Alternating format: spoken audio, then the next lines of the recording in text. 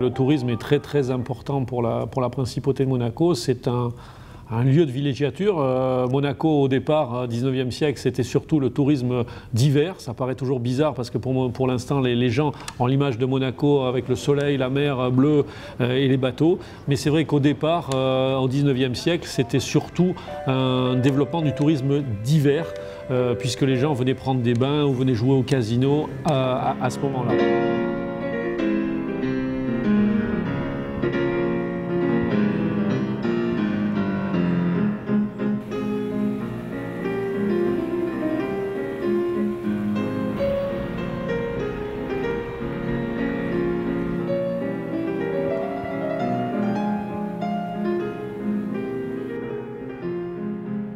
Actuellement, on est effectivement dans un tourisme, je dirais, pendant toute l'année. Et le but du jeu, c'est d'essayer de développer non plus le tourisme d'été purement et simplement, mais un tourisme général. Je m'explique un petit peu plus. Un tourisme d'hiver où les gens ont envie de passer des mois plus agréables que dans le nord de l'Europe ou dans les frimas du Canada ou de l'Amérique du Nord.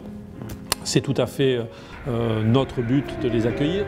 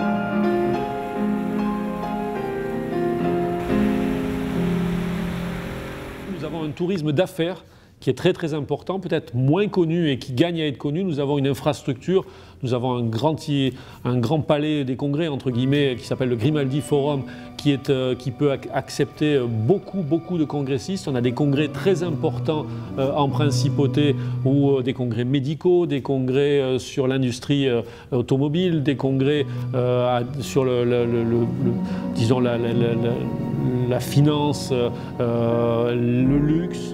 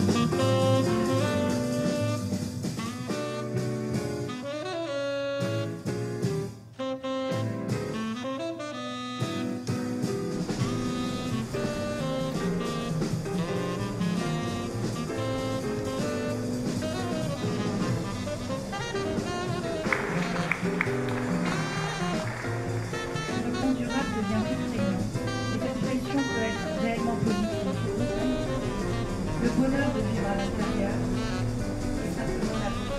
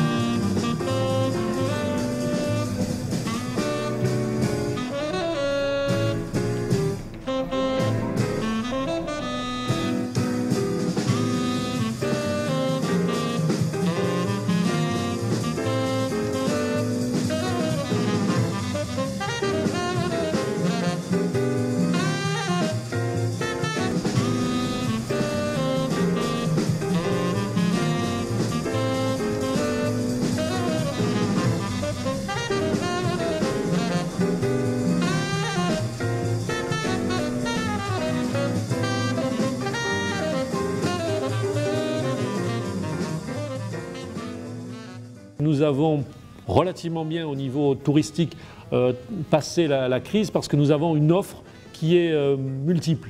Et donc c'est vrai que nous avons bien sûr des établissements hôteliers qui sont de grande qualité, avec bien sûr l'hôtel de Paris, l'Ermitage, qui sont connus de tout le monde, je dirais, qui sont un rêve pour la plupart des gens de venir passer une nuit ou deux en principauté. Mais nous avons aussi une diversification qui est importante.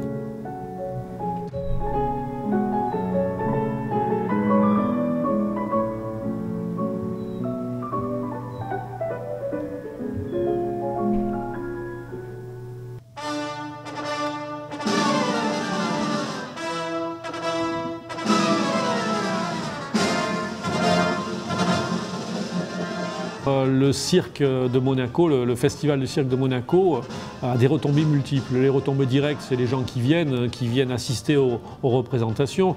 Mais ce n'est pas que ça, parce que s'il n'y avait que ça, on n'irait pas bien loin, ça fait plutôt limité. Nous avons aussi l'image que donne la princesse Stéphanie de la vie et du développement du cirque moderne. Et donc c'est vrai que nous avons tout ce qui est produits dérivés, je dirais télévision en particulier, où nous avons les séances, les spectacles qui sont diffusés à plusieurs reprises sur les chaînes internationales.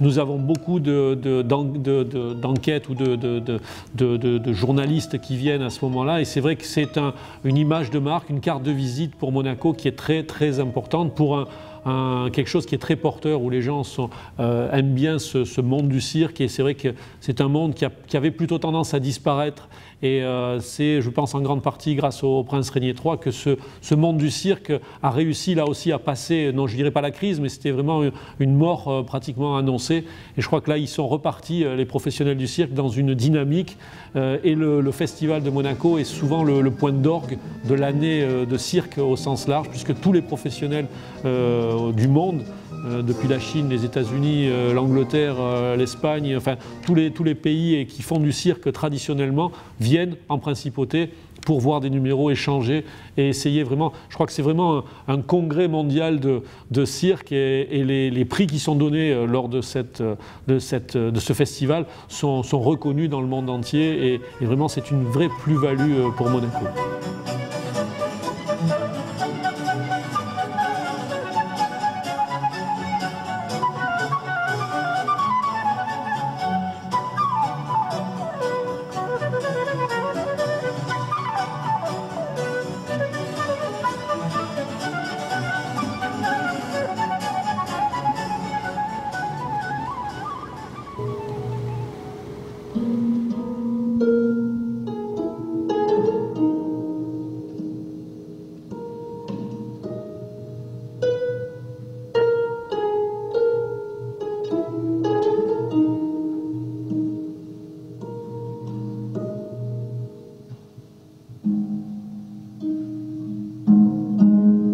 essayer de développer au maximum aussi des pôles au niveau des musées. Nous avons un musée type musée océanographique qui est connu dans le monde, qui se développe encore, qui se modernise également. Il y a encore 1 ou 2 projets qui pourraient faire, disons, un gros appel pour que les gens viennent vivre en principauté, prendre le temps de passer, se cultiver également en principauté et aussi apprécier le cadre que nous pouvons offrir.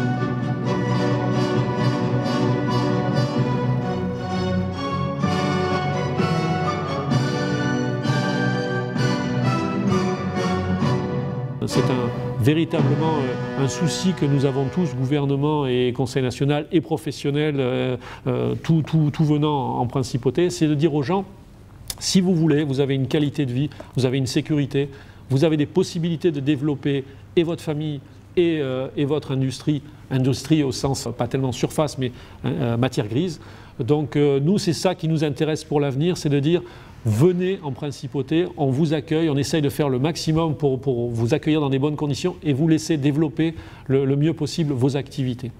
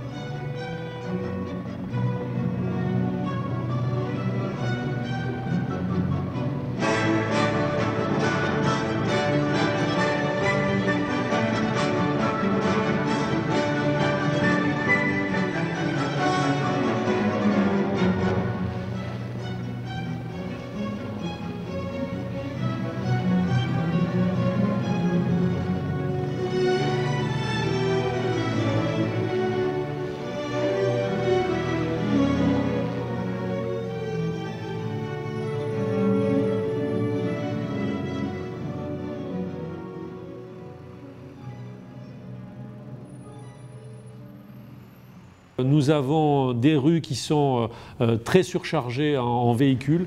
Donc notre souci, c'est pour la qualité de nos résidents et de nos touristes, c'est d'essayer de diversifier et de changer le mode de transport en principauté. Je m'explique. Si vous faites venir des voitures de plus en plus, on est obligé de construire de plus en plus de parkings et on en a construit des nombres impressionnants. Je crois qu'on doit être les recordmen du monde de nombre de parkings par habitant. Je crois qu'on doit être à 15 000 places de parking en principauté. Et peut-être je suis en dessous de la vérité, mais je crois que c'est à peu près ça. Nous avons besoin, donc on ne peut pas continuer à faire venir des voitures, les garer dans des parkings parce que la saturation sera rapide.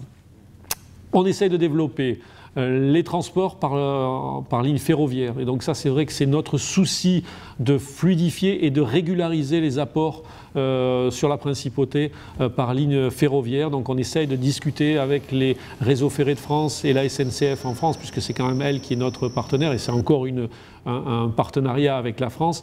Il faut qu'on arrive à avoir une régularité d'apport des travailleurs, des touristes en principauté.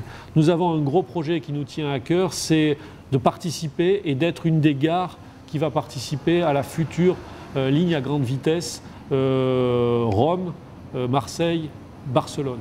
Donc cet arc méditerranéen qui est l'arc du milieu du XXIe siècle, puisque une grosse partie de la population européenne va se masser dans cet arc. Je crois qu'il y a plus d'un tiers de la population européenne qui va se masser dans cette zone-là à l'horizon 50 ans.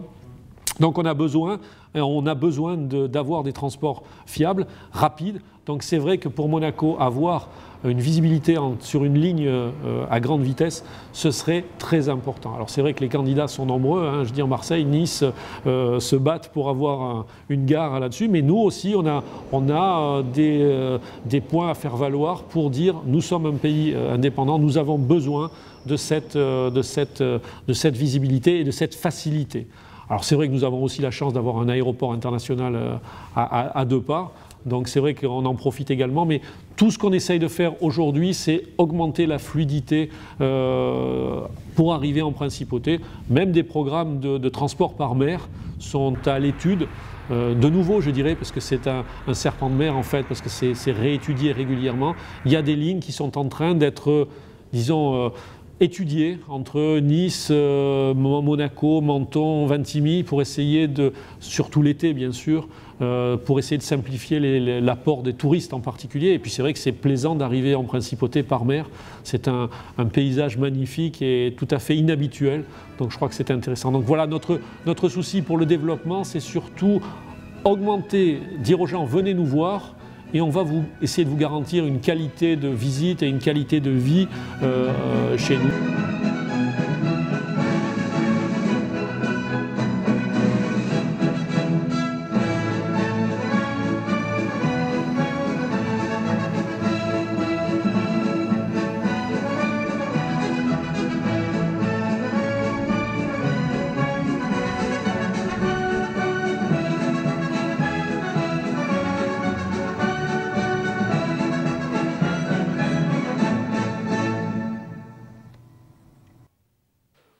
Au moment où j'accède à l'éminente fonction pour laquelle, chers collègues, vous m'avez élu, je veux vous dire toute mon émotion et toute ma reconnaissance. En cet instant, je pense à ma famille, à mes proches et à tous ceux dont j'ai croisé la route. Je suis très fier d'avoir été le président du centenaire de la Constitution en principauté. Donc ça m'a permis véritablement d'avoir un recul sur ce qui s'est passé dans les 100 ans qui viennent de passer, puisque j'ai fait ce travail, comme vous le disiez tout à l'heure, avec le personnel du Conseil national. On a fait ce travail de mémoire sur ce qui s'est passé en 100 ans. Donc pour moi, ça a été très très important. Et ça, je crois que c'est pour l'instant, dans ma petite carrière de président du Conseil national, c'est vraiment un moment fort. Et véritablement, être le président du centenaire, c'est quand même quelque chose qui me tenait à cœur. Et je crois que c'est vraiment une très grande satisfaction pour moi que ça se soit passé de très belle manière. Nous devons éviter de nous enfermer systématiquement dans des postures stériles. Majorité contre opposition, Conseil national contre gouvernement.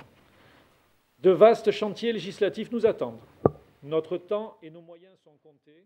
Nous sommes donc condamnés au travail et au dialogue constructif en essayant de fuir la chicane partisane. Le temps des campagnes électorales arrivera bien assez vite pour ceux qui préfèrent.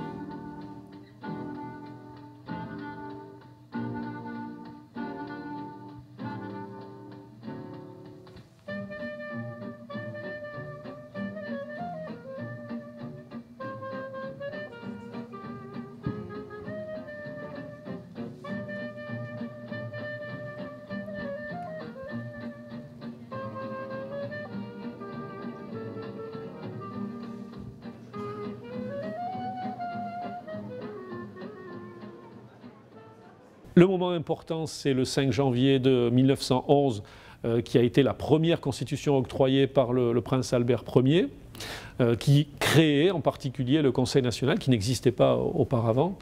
Ensuite, nous avons eu une révision constitutionnelle en 1962 qui a ouvert un petit peu plus, disons, sur le monde moderne, la principauté et les relations inter-institutionnelles.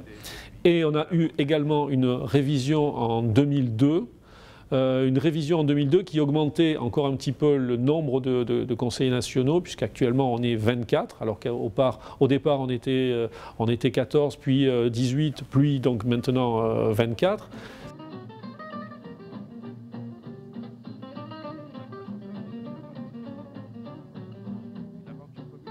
Le Conseil national, en fait, est l'organe législatif, puisque nous partageons avec le souverain l'initiative des lois. Nous votons les lois.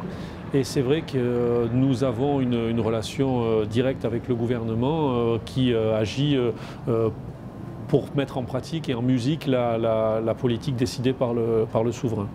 Donc nous sommes à l'interface au niveau de tous les problèmes législatifs, mais également les autres, économiques ou autres.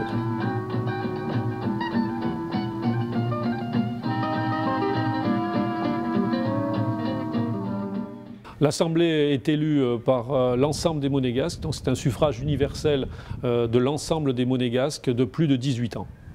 Donc nous sommes les élus directs des Monégasques. Au niveau législatif, nous sommes la seule chambre de représentation des Monégasques en principauté. Bien sûr, il y a une assemblée élue qui est la mairie, mais qui s'occupe des problèmes, disons, de mairie et de ville, au sens gestion de ces problèmes-là. Nous nous occupons plutôt des problèmes législatifs et des grands problèmes économiques ou autres.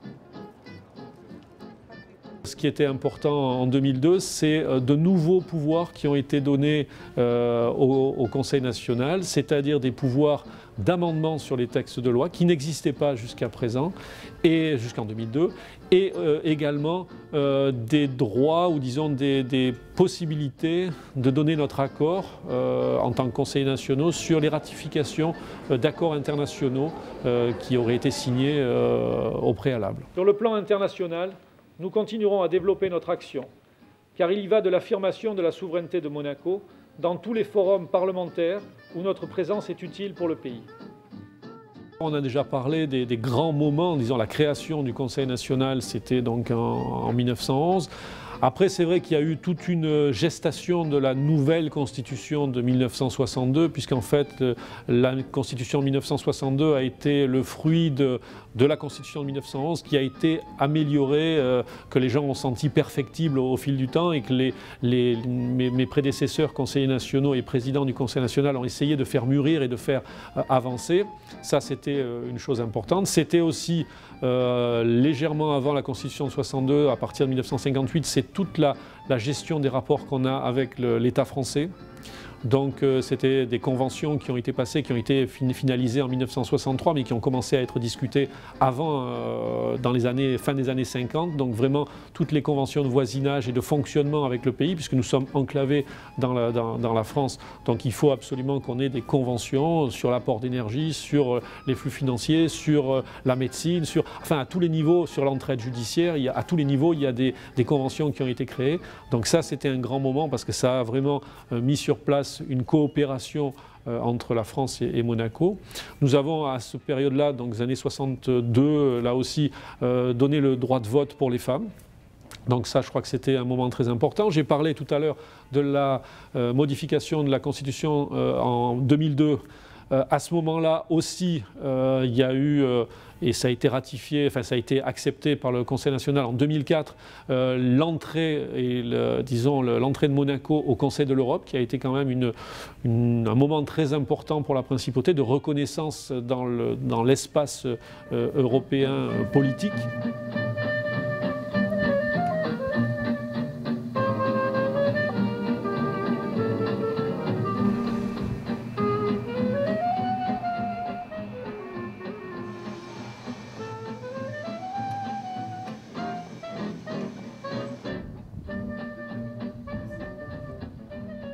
nous avons un personnel qui, dans les 6-7 ans qui viennent de passer, le personnel est passé d'une dizaine à actuellement une trentaine de personnels. Nous avons un travail législatif qui ne fait que croître au fil du temps. Donc nous avons besoin de place, nous avons besoin de personnel, nous avons besoin de techniques modernes, ce qu'on ne peut pas développer véritablement dans ce vieux bâtiment qui est très, très confortable, mais qui finalement n'est plus très fonctionnel. Ce qu'il faut, pour vous donner un exemple, en fait, nous avons 2 sites pour le Parlement. Bien sûr, le site où nous sommes ici aujourd'hui, où nous avons les séances plénières, les séances de travail, mais nous avons aussi une partie, un appartement entier en principauté, enfin à Monaco-Ville, pour tout ce qui est personnel administratif, une grande partie du personnel administratif. Donc c'est pas du tout fonctionnel. Donc véritablement, on a besoin de ça. Et puis de toute manière, on avait besoin aussi d'un bâtiment un petit peu plus, disons, moderne et plus visible. Donc je crois que c'est important que le Conseil national soit plus visible en principauté et c'est ce pourquoi nous sommes là et nous sommes élus.